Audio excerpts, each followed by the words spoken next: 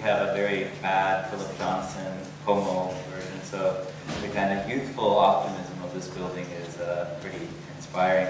Thank you, David. And David is a force in his own right, and I appreciate his sort of willingness to sort of go out there and do great research and also do some great teaching.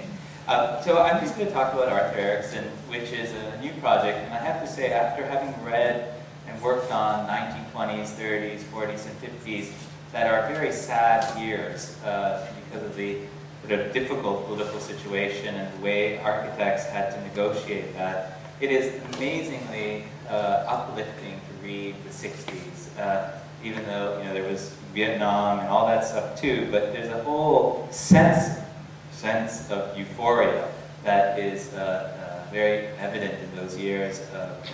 And so it's great to sort of forget Italy and forget the Mediterranean for a while and look to the new world, which is Canada.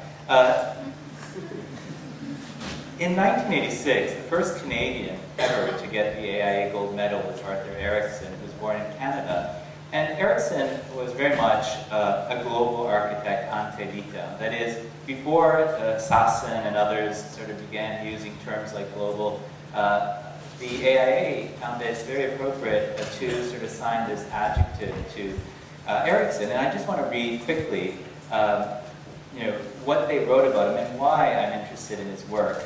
I think ultimately Erickson was someone that was able to, I think, be Canada's first post-colonial architect, to sort of forget its sort of francophone and anglophone background and look toward sort of a more global architecture at the time when Marshall McLuhan was formulating, who was also a Canadian, formulating his idea of the global village, student protest, all that stuff was coming together. And Erickson looked at the land and what he also referred to as social alchemy, this idea of using architectural program to put people together that might not have otherwise been. So let me read and then I'll quickly move forward.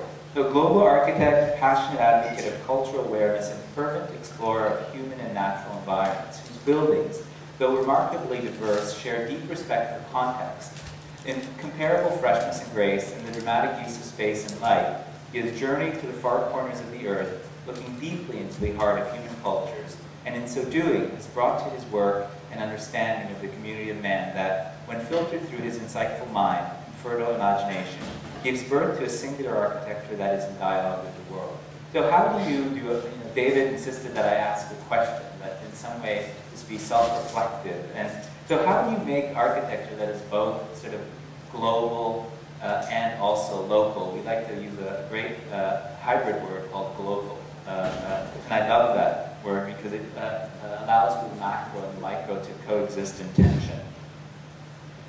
Now, Erickson was an interesting architect who sort of had this incredible, what the Germans might call Wanderlust, this sort of impulse, longing, almost obsession to wander through the world and photograph it and visit sites. And this is a modernist architect that would spend time in Carcassonne, which is, of course, with the reconstructed castle, to Japan, and I'm going to talk at length about Japan, but he was avidly sort of interested in the past, and yet he identified with the present.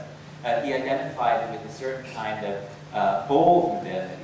And I'd like to call your attention to a comment by Northrop Frye, who's a celebrated literary historian, when he talks about the educated imagination. This is 1960s, everyone's breaking down the barriers. Marshall McLuhan was talking about this idea of media is the message, and Frye, who was much slower and much more interested in the book over media, talked about this. He said, you see freedom, and I think it's especially appropriate for architects in architecture schools in general. You see, freedom has nothing to do with the lack of training. It can only be the product of training.